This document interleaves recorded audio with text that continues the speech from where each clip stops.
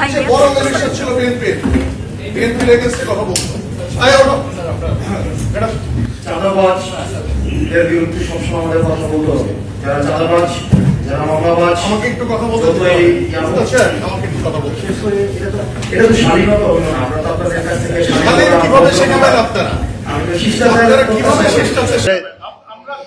একজন কথা বললে আরেকজন একজন কথা বললে আরেকজন কথা বলতে হয় না, এটা মিনিমাম যদি আপনার এই সেন্সটা না থাকে আমি খুবই দুঃখিত।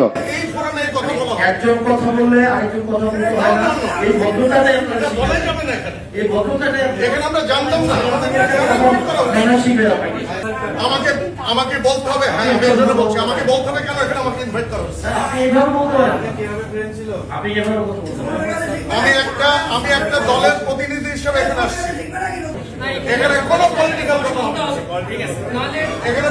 কথা বলা যাবে না।